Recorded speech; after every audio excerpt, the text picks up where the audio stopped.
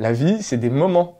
Donc c'était ce moment qui était cool, mais après, faut pas croire que ça reste comme ça toute la vie. Aujourd'hui, des fois les gens jalousent ou sont à fond sur des gens qui sont hyper cotés en ce moment. Ils sont cotés aujourd'hui, mais dans 5 ans ils seront où? Dans 2 ans ils seront où? Le plus dur, c'est pas d'y arriver, c'est de tenir.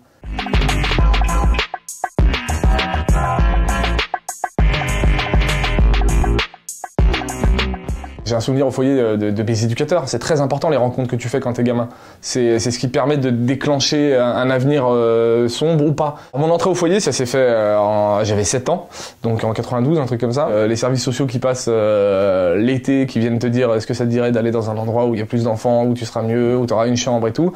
Et puis tu t'acceptes le truc parce que tu te dis ouais cool, une chambre. Je vivais dans un 12 mètres carrés avec 5 personnes. Ça te forge quelqu'un parce que tu t'apprends à vivre en communauté.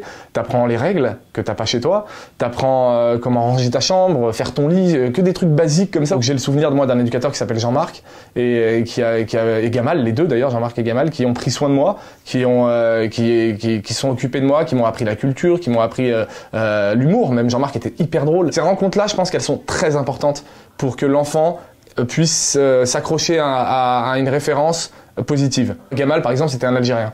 Et moi, Algérien au foyer, venant d'un milieu social pauvre, je me disais, bah, nous, les Algériens, c'est comme ça, il n'y a que ça. Je pense qu'il a déteint sur moi dans ce côté-là, où ce côté d'envie de culture, d'envie d'être à la hauteur des autres.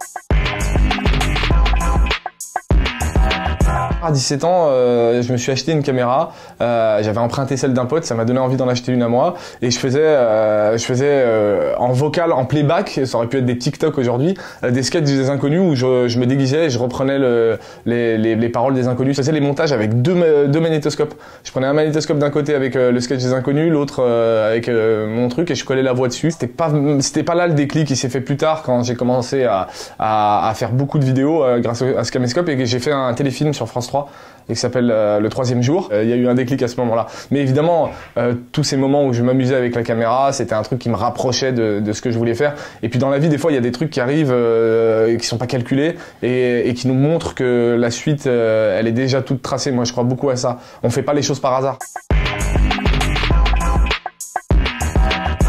La première fois que j'ai pu vivre de ma passion, c'était justement le troisième jour. En fait, je travaillais chez Orange et je faisais des vidéos à côté avec mon caméscope et tout. Et je gagnais 1002 par mois, un truc comme ça.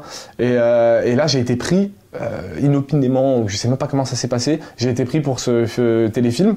Et à partir de là, quand je suis arrivé sur le plateau, j'ai fait ok, c'est génial. Et surtout, je me suis dit, j'ai regardé combien j'étais payé, alors que j'étais personne, rien du tout. Je faisais 1000 francs par jour et j'ai eu 15 jours de tournage. Le problème, c'est que quand tu fais un téléfilm, c'est juste un petit rôle dans un téléfilm. Et quand tu le fais en partant de Orange, tu te dis, ça y est, j'ai percé, moi, ça y est, je fais des films, laissez-moi. Sauf que derrière, en fait, t'as rien. T'as rien du tout, tu retournes chez toi, t'as ton salaire auquel tu profites, mais y a pas de proposition, ça se passe pas comme ça se passe pas aussi rapidement que ça. Et donc j'ai galéré pendant 7 ans. 7 ans avant de pouvoir vivre de ma passion. Et j'ai tourné dans 2-3 trucs comme ça à droite à gauche, et puis après au bout d'un moment je me suis dit, en fait il y a personne qui va m'aider. Et j'ai commencé à faire plein de vidéos, j'enchaînais, et ça faisait pas de vues, ou peu. J'ai fait des vines et j'ai mal au rap, et c'est là que ça a commencé à tout décoller.